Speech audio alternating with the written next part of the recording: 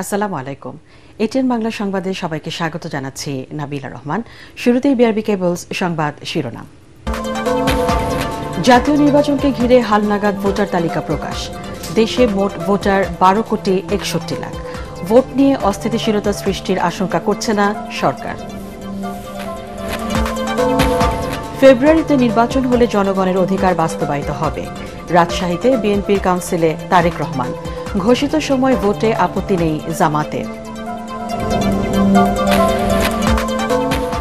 বিদেশে আওয়ামী লীগের অফিস এবং অস্থিরতা সৃষ্টির বিষয়টি সরকারের নজরদারিতে, জানালেন প্রেস সচিব। 3 দিনের সফরে কাল মালয়েশিয়া যাচ্ছেন প্রধান উপদেষ্টা। চলতি অর্থ বছরের শেষ দিকে মূল্যস্ফীতি 5% নিচে নামবে আশা গভর্নরের। সরকারের কাছে মানুষের প্রত্যাশার চেয়ে প্রাপ্তি কম, সিপিডির মূল্যায়ন। এবং জাহাঙ্গীরনগর বিশ্ববিদ্যালয় কেন্দ্রীয় ছাত্র সংসদের তফসিল ঘোষণা। 11 সেপ্টেম্বর ভোট গ্রহণ। ক্যাম্পাসে দাসত্বের রাজনীতি চায় না ছাত্র সংগঠনগুলো। শুনছিলেন বিআরবি কেবলস সংবাদ শিরোনাম, এবার বিস্তারিত। আগামী ত্রয়োদশ জাতীয় সংসদ নির্বাচনকে সামনে রেখে হালনাগাদ ভোটার তালিকার খসড়া প্রকাশ করেছে নির্বাচন কমিশন। দেশে এখন মোট ভোটার 12,61,70,900 জন। নতুন করে ভোটার বেড়েছে 24,38,226 জন। রাজধানীর আগারগাঁওয়ে নির্বাচন কমিশন ভবনের সংবাদ সম্মেলনে এসব তথ্য জানান ইসির সিনিয়র সচিব আখতার আহমেদ। তিনি জানান, আগামী 31 অক্টোবর পর্যন্ত যাদের বয়স 18 বছর পূর্ণ হবে তারাও আগামী নির্বাচনের ভোটার তালিকায় যুক্ত হবেন। আদিন সজীবের রিপোর্ট। জাতীয় নির্বাচন আয়োজনের প্রস্তুতি চলছে আগে থেকেই। প্রধান উপদেষ্টার ঘোষণায় নির্বাচনের সময় স্পষ্ট হবার পর বেড়েছে কমিশনের তৎপরতা। নির্বাচনী যজ্ঞের ধারাবাহিক কাজের অংশ হিসেবে সম্পূরক ভোটার তালিকা প্রকাশ করল ইসি। কমিশনের সিনিয়র সচিব আখতার আহমেদ জানান, হালনাগাদের তথ্য অনুযায়ী এখন মোট ভোটার সংখ্যা 12,61,70,900। নতুন করে ভোটার বেড়েছে 24,38,226 জন। যদিও হালনাগাদ কর্মসূচিতে নতুন ভোটার অন্তর্ভুক্ত হওয়ার সংখ্যা 45,71,216, আর মৃত্যুসহ নানা কারণে বাদ পড়েছে 21,32,590 জন। 2 মার্চ পর্যন্ত আমরা যারা পরলোকে গেছেন কর্তনকৃত ভোটারের সংখ্যা হচ্ছে 21,32,590। তাহলে এটা আমাদের যে প্রাপ্ত ভোটার, যেটা 45,71,216 থেকে যদি আমরা 21,32,590 বাদ দেই, তাহলে আমাদের নতুন করে ভোটার অন্তর্ভুক্তি হচ্ছে 24,38,626। সম্পূরক ভোটার তালিকা প্রকাশ হওয়া তথ্যের সংশোধন বা ত্রুটি বিচ্যুতি দূর করার জন্য আবেদন করা যাবে 21 আগস্ট পর্যন্ত, আর 24 আগস্টের মধ্যে তা নিষ্পত্তি করবে সংশ্লিষ্ট উপজেলা বা থানা নির্বাচন কর্মকর্তা। এরপর প্রকাশ করা হবে চূড়ান্ত তালিকা। অফিসগুলো এটার প্রকাশ করা হয়েছে। এই ব্যাপারে তাদের যদি সংশোধনী কিছু থাকে সেই সংশোধনীগুলো আমাদেরকে জানাবেন এবং সংশোধনী অনুযায়ী আমরা এটা চূড়ান্ত করব 31 আগস্ট। 31 অক্টোবর পর্যন্ত যাদের জন্ম হয়েছে 18 বছর পূর্ণ হয়েছে তাদেরকে আমরা অন্তর্ভুক্ত করে আরেকটা তালিকা প্রকাশ করব। এবছরের 2 মার্চ হালনাগাদ ভোটার তালিকা প্রকাশ করেছিল ইসি। তখন ভোটার ছিল 12,37,32,274 জন। আদিন সজীব, এটিএন বাংলা, ঢাকা। জাতীয় নির্বাচনকে সামনে রেখে দেশে অস্থিতিশীলতা সৃষ্টির কোনো আশঙ্কা নেই বলে জানিয়েছেন স্বরাষ্ট্র উপদেষ্টা জাহাঙ্গীর আলম চৌধুরী। তিনি বলেন, সুষ্ঠু নির্বাচন করতে না পারলে জনগণ তাদের কাঠগড়ায় দাঁড় করাবে।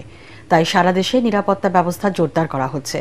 সচিবালয় কোর কমিটির বৈঠক শেষে উপদেষ্টা আরও জানান, বডি ক্যামেরার মাধ্যমে সার্বক্ষণিক ভোট কেন্দ্র মনিটরিং করা হবে।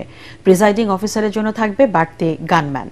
এদিকে গাজীপুরের সাংবাদিককে কুপিয়ে হত্যার ঘটনায় দ্রুত চার্জশিট দিতে পুলিশকে নির্দেশ দেওয়া হয়েছে বলেও জানান তিনি। রিপোর্ট মাহবুব কবির চপলের। এটা কোনো অস্ত্রের প্রদর্শনী নয়, শুধু রাজধানীর নিউ মার্কেট এলাকা থেকে 1100 দেশীয় অস্ত্র উদ্ধার করেছে সেনাবাহিনী।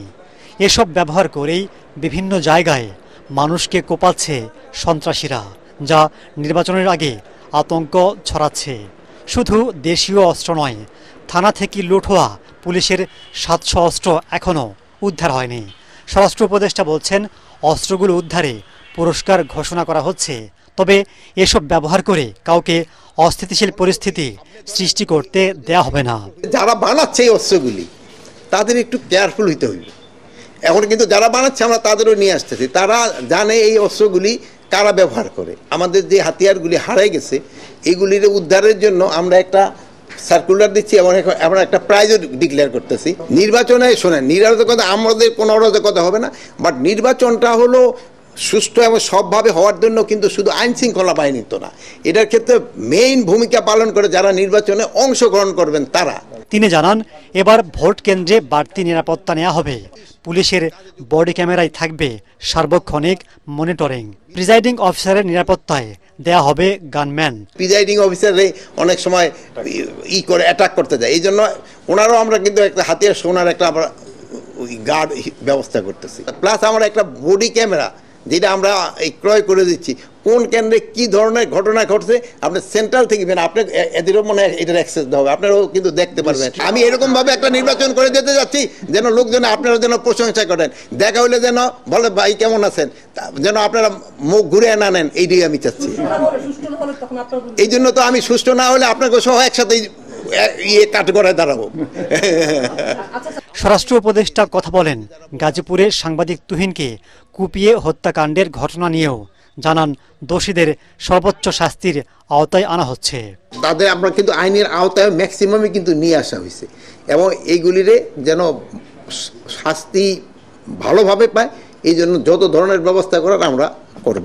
বাট জিনিসটা খুবই দুঃখজনক। আমরা চার্জশিটটা যত দ্রুত দেওয়ার আমরা চেষ্টা করতেছি। ভাইরাল হতে শেরপুরে স্ত্রীকে জীবন্ত কবর দেওয়ার ঘটনা ঘটেছে বলেও মনে করেন তিনি।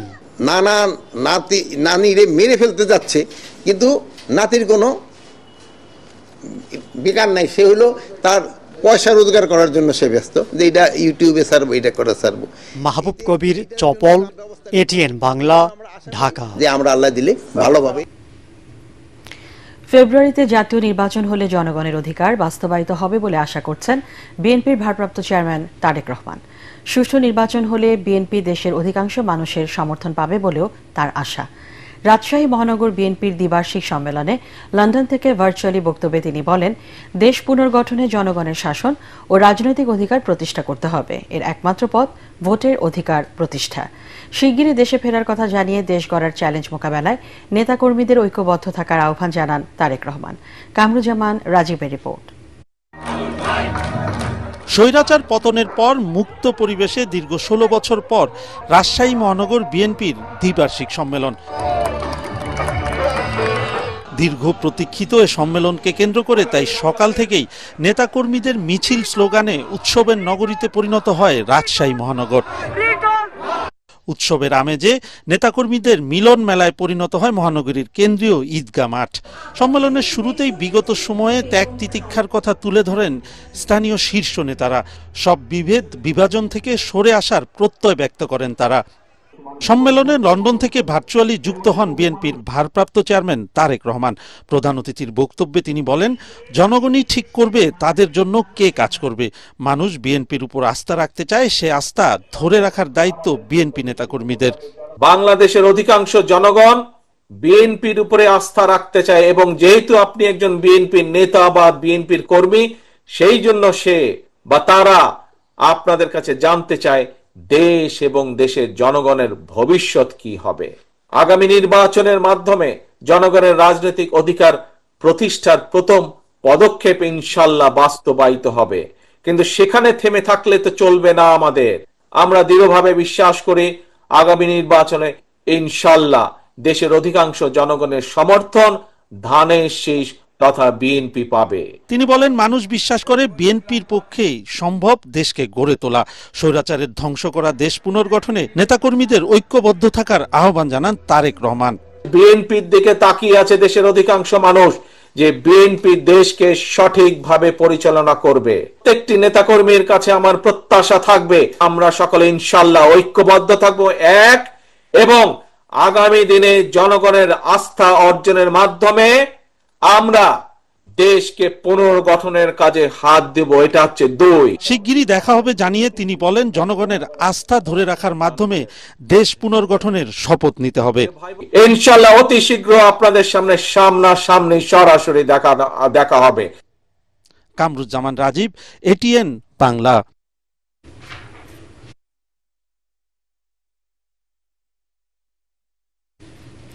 ফেব্রুয়ারি মাসের প্রথম সপ্তাহে নির্বাচন আয়োজনে জামাত ইসলামীর কোনো আপত্তি নেই বলে জানিয়েছেন দলের নায়েবে আমির ডাক্তার সৈয়দ আব্দুল্লাহ মোহাম্মদ তাহের।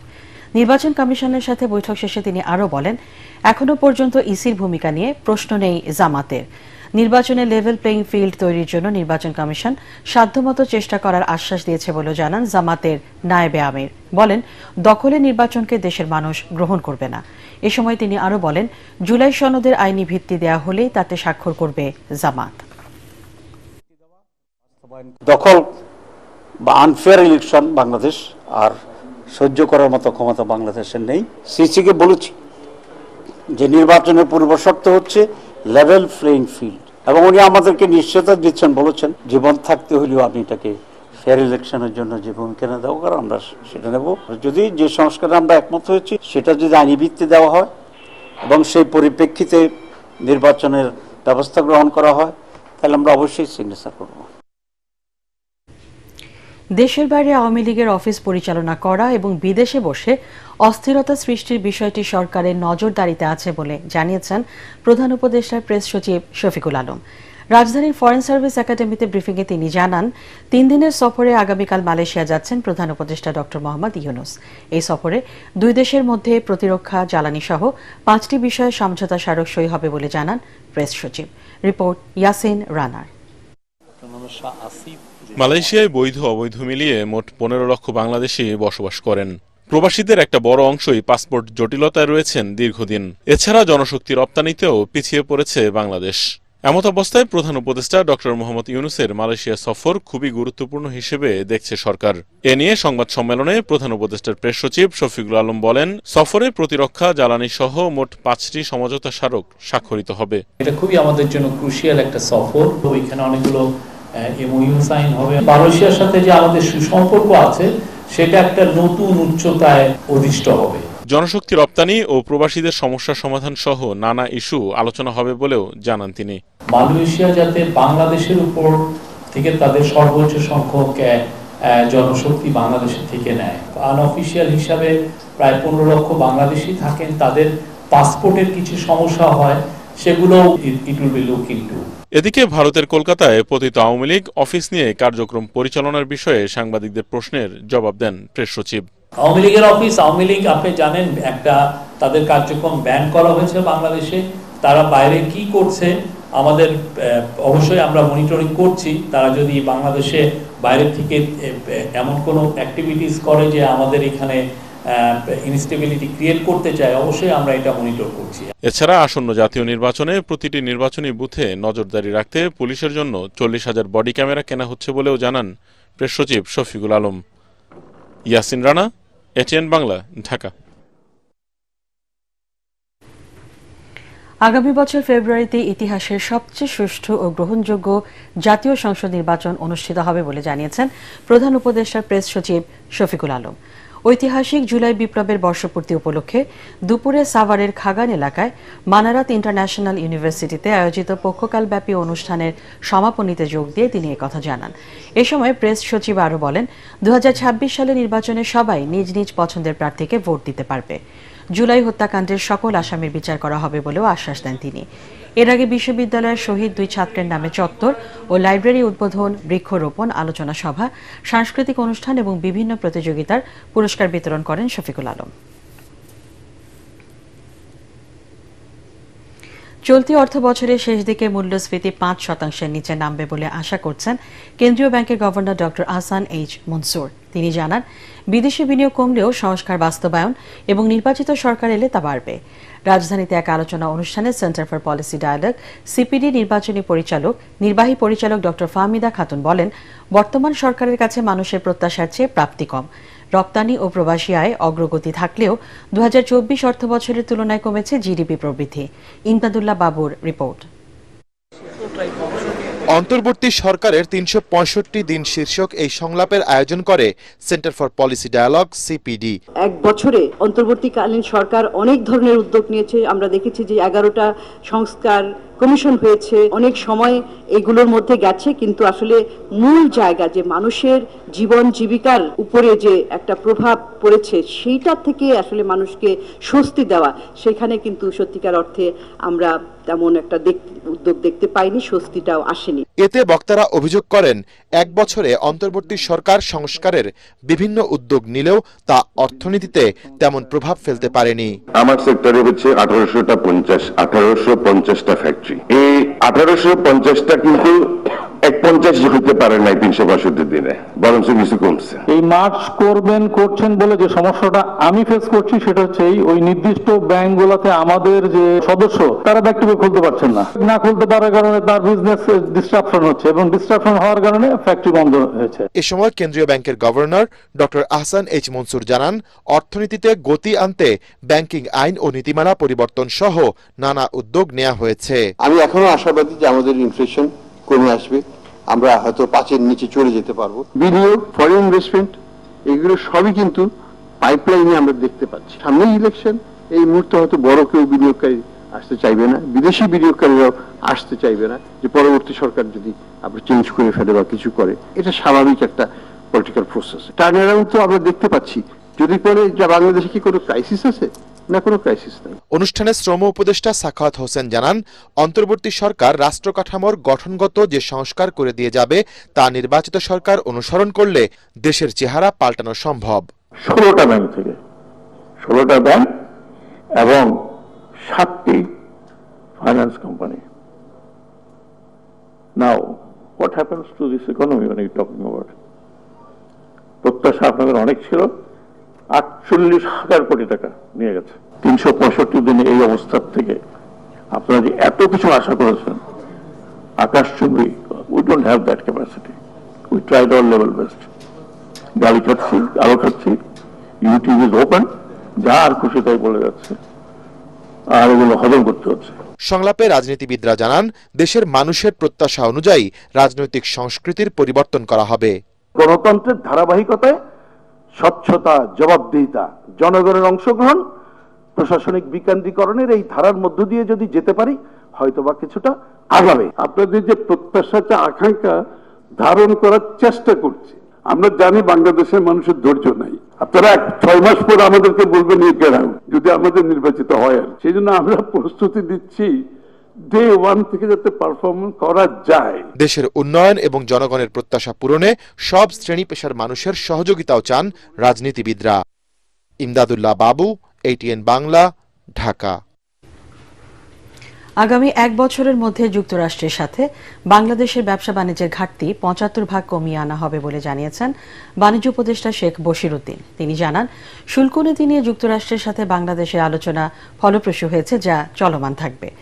যুক্তরাষ্ট্র সরকারের সাথে মার্কিন শুল্ক নীতি নিয়ে আলোচনা শেষে ঢাকায় বাংলাদেশ টেক্সটাইল মিলস অ্যাসোসিয়েশন আয়োজিত সংবর্ধনা অনুষ্ঠানে এসব কথা বলেন বাণিজ্য উপদেষ্টা। এলডিসি পরবর্তী ব্যবসা বাণিজ্য ও অর্থনীতিতে চ্যালেঞ্জ বাড়বে জানিয়ে এখনই ব্যবস্থা নেওয়ার আহ্বান জানান তিনি।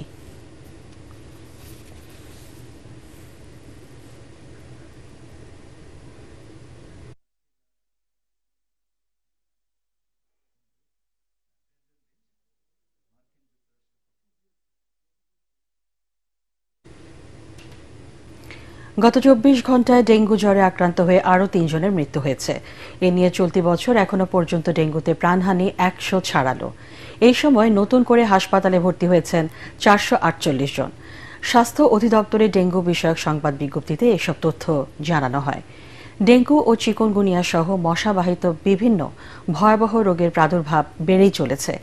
নিজেকে এবং পরিবারের সবাইকে মশা থেকে সম্পূর্ণ সুরক্ষিত রাখতে ঘরে ব্যবহার করুন এক্সপেল ন্যাচারাল অ্যারোসোল, আর ঘরের বাইরে সাথে রাখুন expel natural mosquito repellent spray, যা সরাসরি ত্বকে ব্যবহার করা যায়। এক্সপেল এর নতুন ফর্মুলা আরপিএম ডি ডুয়েল অ্যাকশনে ঘরের মশা বাঁচবে না, বাইরের মশা আসবে না। জাহাঙ্গীরনগর বিশ্ববিদ্যালয় কেন্দ্রীয় ছাত্র সংসদ জাকসু নির্বাচনের তফসিল ঘোষণা করেছে বিশ্ববিদ্যালয় প্রশাসন। ঘোষিত তফসিল অনুযায়ী আগামী 11 সেপ্টেম্বর ভোট গ্রহণ। দুপুরে বিশ্ববিদ্যালয়ের সিনেট হলে নির্বাচনের তফসিল ঘোষণা করেন প্রক্টর AKM রাশিদুল ইসলাম। এ সময় খসড়া ভোটার তালিকা এবং আচরণবিধিও প্রকাশ করা হয়। 14 আগস্ট পর্যন্ত ভোটার তালিকা নিয়ে আপত্তি ও মতামত নেওয়া হবে। চূড়ান্ত ভোটার তালিকা ও আচরণবিধি প্রকাশ 17 আগস্ট। মনোনয়নপত্র জমা দেওয়া যাবে 18 ও 19 আগস্ট। যাচাই বাছাই 21 থেকে 24 তারিখ পর্যন্ত। 25 আগস্ট খসড়া প্রার্থী তালিকা প্রকাশের পর 26 ও 27 তারিখে আপিল শুনানি হবে। মনোনয়নপত্র প্রত্যাহারের শেষ সময় 28 আগস্ট। 29 আগস্ট প্রকাশিত হবে চূড়ান্ত প্রার্থী তালিকা। নির্বাচনী প্রচারণা চলবে 29 আগস্ট থেকে 9 সেপ্টেম্বর পর্যন্ত।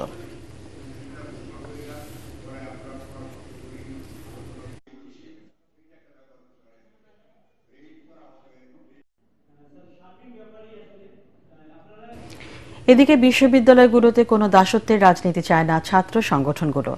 আবাসিক হল ও প্রশাসনিক কার্যক্রমে রাজনীতি না করার ঘোষণা দিয়েছে বাংলাদেশ গণতান্ত্রিক ছাত্র সংসদ। ব্যক্তিস্বার্থে বিশ্ববিদ্যালয় প্রশাসন ছাত্র শিবিরের গুপ্তচর হিসেবে কাজ করছে বলেও অভিযোগ করেছেন ছাত্র সংগঠনের নেতারা। শিবিরের সাথে কোনো আপোষ করবেন না বলেও জানিয়েছে ঢাকা বিশ্ববিদ্যালয় ছাত্র ইউনিয়ন, বিপ্লবী ছাত্র মৈত্রী সহ বেশ কিছু সংগঠন। ঢাকা বিশ্ববিদ্যালয়ের উপাচার্যের সাথে বিশ্ববিদ্যালয়ের ছাত্র রাজনীতি নিয়ে 23টি ছাত্র সংগঠনের সাথে আলোচনা চলমান রয়েছে। এর মধ্যে ওয়াকআউট করেছে বামপন্থী ছাত্র সংগঠন।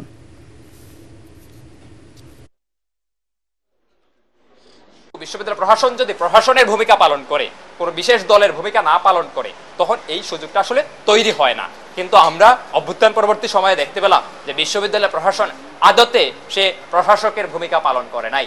কোনোভাবেই কোনো ধরনের গুপ্ত বৃত্তির সঙ্গে যারা জড়িত তাদেরকে পলিটিক্যাল স্পেস দেওয়া যাবে না। কারণ তারা সাধারণ শিক্ষার্থী নামকে ব্যবহার করে যেরকম সাধারণ শিক্ষার্থীদের যে রাজনৈতিক এজেন্সি, সেই এজেন্সি নাই করে দিচ্ছেন। একইভাবে আমরা দেখতে পাচ্ছি তারা কোনো পলিটিক্যাল প্রবলেমে পড়লেই সাধারণ শিক্ষার্থীর নামে তাদের নিজস্ব মত লেলিয়ে দেওয়ার মধ্য দিয়ে বিশ্ববিদ্যালয় প্রশাসনকে নানা রকম কাজ করতে বাধ্য করছেন। রাজধানী নিউ মার্কেট এলাকায় দেশীয় অস্ত্রের বিশাল চালান জব্দের মামলায় আটক 9 জনকে 3 দিনের রিমান্ডে নিয়েছে পুলিশ। শনিবার রাতে পরিচালিত এ অভিযানে ছিনতাইকারী ও কিশোর গ্যাং চক্রের সন্ত্রাসী কাজে ব্যবহৃত ধারালো 1100 সামুরাই চাপাতি, কুড়াল সহ বিভিন্ন ধরনের ধারালো অস্ত্র উদ্ধার করে সেনাবাহিনী। সংবাদ সম্মেলনে তারা জানায় এসব দেশীয় অস্ত্র বিনা খরচে হোম ডেলিভারি দেয়া হতো। গ্রেপ্তার করা হয়েছে এই চক্রের 9 সদস্যকে। জুলাই গণ অভ্যুত্থানে রাজধানীর বনশ্রীতে 2 জনকে হত্যা ও কার্নিশে ঝুলে থাকা এক যুবককে গুলির মামলার আনুষ্ঠানিক অভিযোগ আমলে নিয়েছে আন্তর্জাতিক অপরাধ ট্রাইব্যুনাল। একই সাথে সাবেক ডিএমপি কমিশনার হাবিবুর রহমান সহ পলাতক 4 আসামির বিরুদ্ধে গ্রেপ্তারি পরোয়ানা জারি করেছে আদালত। গত বৃহস্পতিবার এই মামলার আনুষ্ঠানিক অভিযোগ ট্রাইব্যুনালে দাখিল করে প্রসিকিউশন। আজ শুনানিতে সুনির্দিষ্ট 3টি অভিযোগ তুলে ধরে প্রসিকিউশন। সেখানে বলা হয় 19 জুলাই নাদিম নামে একজনকে গুলি করে হত্যা করে পুলিশ। একই দিন মায়া ইসলাম নামে আরও এক নারী পুলিশের গুলিতে মারা যান। এ সময় তার 6 বছরের নাতি মুসার মাথায় গুলি লাগে। এছাড়া বনশ্রীতে ওই দিন পুলিশের গুলি থেকে বাঁচতে কার্নিশে ঝুলে থাকা আমির হোসেন নামে এক যুবককে গুলি করার অভিযোগ আনা হয়েছে 5 আসামির বিরুদ্ধে। ট্রাইব্যুনাল 3টি অভিযোগ আমলে গ্রহণ করেছেন 5 জন আসামির বিরুদ্ধে। এই 5 জন আসামির মধ্যে একজন জেল হাজতে আছেন, তাকে আগামী 17 তারিখ ট্রাইব্যুনালে হাজির করার জন্য আদেশ দিয়েছেন। বাকি সাবেক ডিএমপি কমিশনার হাবিবুর রহমান সহ যে 4 জন আসামি আছেন তাদের বিরুদ্ধে গ্রেফতারি পরোয়ানা জারি করেছেন। গাজীপুরের সাংবাদিক আসাদুজ্জামান তুহিন হত্যা মামলায় গ্রেপ্তার 7 আসামির পুলিশ হেফাজতে জিজ্ঞাসাবাদ চলছে। এতে হত্যার দায় স্বীকার করেছে আসামিরা। এদিকে তুহিন হত্যার প্রতিবাদে দেশের বিভিন্ন স্থানে আজও বিক্ষোভ ও মানববন্ধন করেছেন সাংবাদিকরা। হত্যাকারীদের দ্রুত বিচার ট্রাইব্যুনালে বিচার নিশ্চিতের দাবি জানিয়েছেন তারা। মানববন্ধন ও প্রতিবাদ কর্মসূচিতে সাংবাদিক নেতারা বলেন, এই হত্যাকাণ্ড শুধু একজন সাংবাদিককে হত্যা নয়, বরং এটি গণমাধ্যমের স্বাধীনতার উপর হামলা। নির্বাচনী খরচে বাধ্যবাধকতা থাকলেও তা কখনোই মানা হয় না বলে মন্তব্য করেছেন উপদেষ্টা শারমিন মোর্শেদ। তিনি বলেন, অতিরিক্ত অর্থ ব্যয় অপরাধ হলেও এই অভিযোগে নির্বাচন পরবর্তী কাউকে জবাবদিহিতার আওতায় আনা হয় না। কালো টাকা ও পেশিশক্তি না থাকায় যোগ্য ও দক্ষ অনেকেই নির্বাচনে অংশ নিতে পারে না বলেও জানান উপদেষ্টা। রাজধানীতে বেসরকারি সংস্থা ডেমোক্রেসি ইন্টারন্যাশনাল আয়োজিত আলোচনা সভায় শারমিন মুর্শিদ এসব কথা বলেন। এতে বিভিন্ন রাজনৈতিক দলের নেতৃবৃন্দের সাথে নারী ও নির্বাচন সংশ্লিষ্ট সামাজিক সংগঠনের প্রতিনিধিরা অংশ নেন। অর্থের অভাবে নারীরা নির্বাচনে অংশ নিতে পারে না জানিয়ে বক্তারা বলেন, নারী প্রার্থীদের প্রচারণায় সরকারি অর্থ বরাদ্দের সুযোগ সৃষ্টি হলে অনেক যোগ্য নারী নেতৃত্ব বেরিয়ে আসবে। নির্বাচনে যারা অংশগ্রহণ করেন তাদেরও শত শত কোটি টাকা লাগে। যদি আমার শত শত কোটি টাকা লাগে তাহলে তো আমি প্রথমেই খেলার থেকে মেয়েদেরকে বাদ দিয়ে দিলাম, কারণ তাদের সেরকম অর্থায়ন কখনো হবে না। আমাদের রাজনৈতিক দলগুলো এবং আমাদের সুশীল সমাজে হিসেব নিকেশ যখন কষেন তখন তারা মেয়েদের হিসেবটা দিতে এখনো খুব কার্পণ্য বোধ করেন। পূবালী ব্যাংক বাণিজ্য সংবাদ।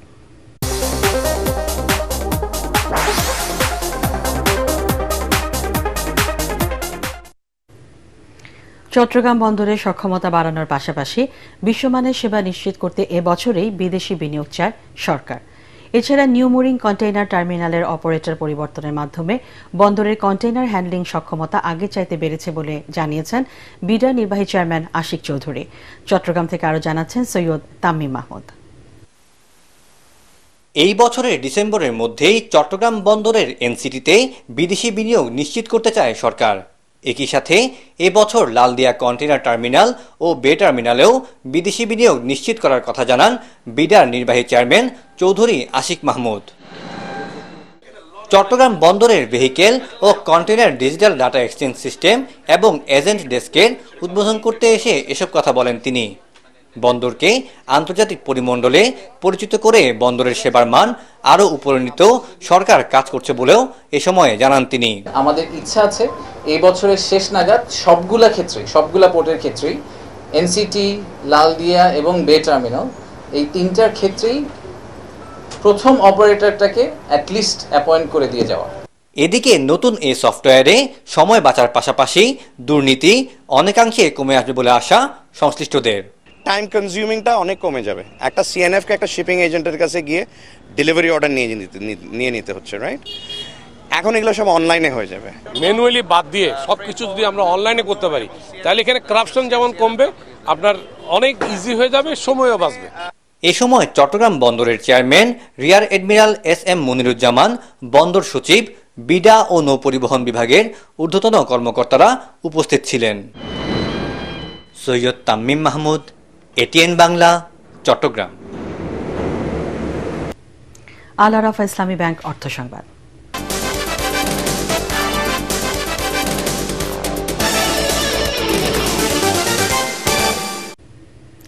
নিম্ন আয়ের মানুষকে কিছুটা স্বস্তি দিতে ভর্তুকি মূল্যে পণ্য সরবরাহের পাশাপাশি আজ থেকে ভ্রাম্যমাণ ট্রাকে টিসিবির পণ্য বিক্রি কার্যক্রম শুরু হয়েছে। সারা দেশে 128টি ট্রাক সেলের মাধ্যমে জনসাধারণের মাঝে স্বল্প মূল্যে তেল, চিনি ও মসুর ডাল বিক্রি করা হবে। যে কোনো ভোক্তা ট্রাক সেল থেকে 115 টাকা দরে তেল, 70 টাকায় মসুর ডাল ও 80 টাকা দরে 1 কেজি চিনি কিনতে পারবে। আগামী 13 সেপ্টেম্বর পর্যন্ত চলবে এই কার্যক্রম। তরিক ইসলামের রিপোর্ট। 65 বছর বয়সী নুরুল ইসলাম 2 সন্তান ও পরিবার নিয়ে বাস করেন রাজধানীর নাখালপাড়ায়। বয়সের ভারে নুজু পেশায় সবজি ব্যবসায়ী নুরুল ইসলাম এসেছেন তেজগাঁয়ের ট্রাকসেলের পণ্য কিনতে। বাজার দর থেকে কিছুটা কমে পণ্য নিতে পারায় যেন বড় আনন্দের এ ক্ষুদ্র ব্যবসায়ীর। অশ্রু সজল চোখে আকুতি জানালেন এ সেবা চালু রাখার। জিনিসপত্রের দাম প্রচুর, এই জন্য মানে কোনো রকম ইয়া করা যায়। আগে কি ভালো ছিল? আগে একটু ভালো ছিল ব্যবসা বাণিজ্য, এখন একটু নর্মাল।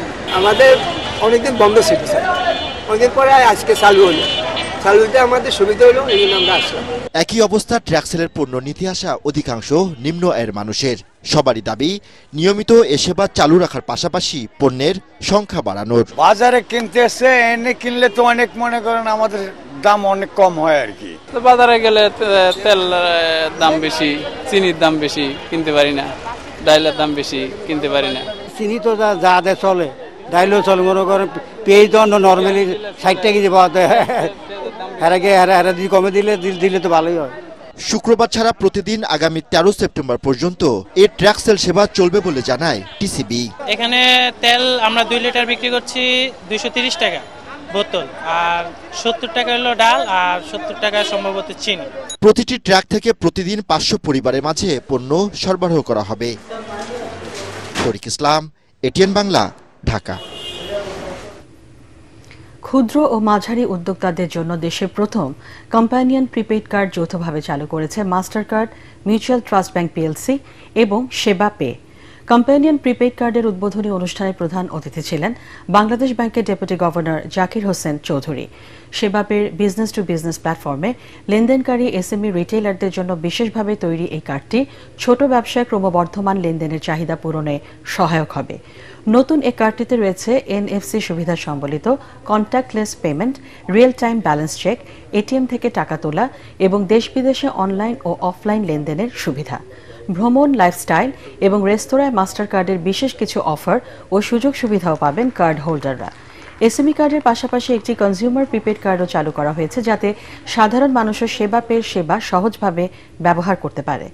ফিজিক্যাল এবং ভার্চুয়াল উভয়ভাবেই পাওয়া যাবে এই দুই কার্ড। এবার খেলার খবর।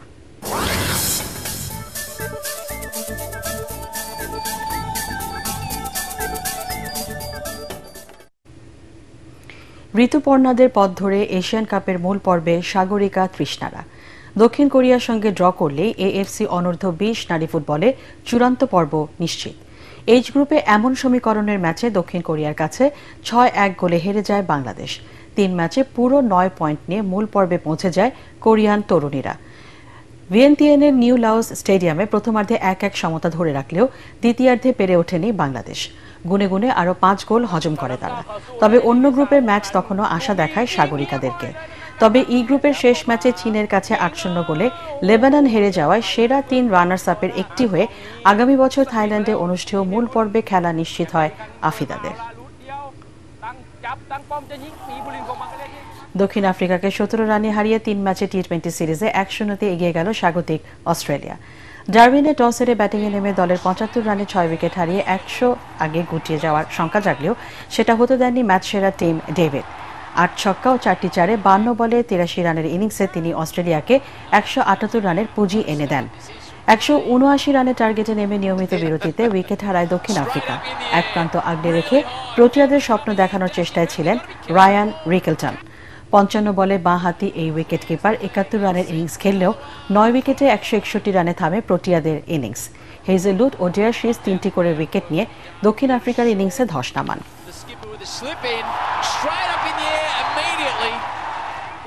শেষ করার আগে বিআরবি কেবলস সংবাদ শিরোনাম জানিয়ে দিচ্ছি আরেকবার।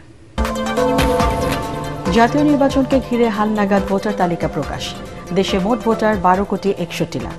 ভোট নিয়ে অস্থিতিশীলতা সৃষ্টির আশঙ্কা করছে না সরকার। ফেব্রুয়ারিতে নির্বাচন হলে জনগণের অধিকার বাস্তবায়িত হবে। রাজশাহীতে বিএনপির কাউন্সিলে তারেক রহমান। ঘোষিত সময় ভোটে আপত্তি নেই জামাতের।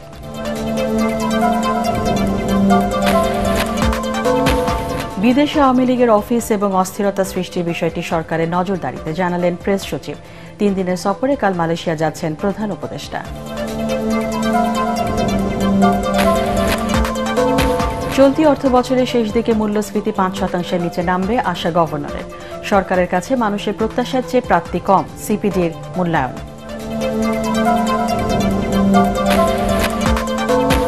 এবং জাহাঙ্গীরনগর বিশ্ববিদ্যালয় কেন্দ্রীয় ছাত্র সংসদের তফসিল ঘোষণা। 11 সেপ্টেম্বর ভোট গ্রহণ। ক্যাম্পাসের দাসত্বের রাজনীতি চায় না ছাত্র সংগঠনগুলো।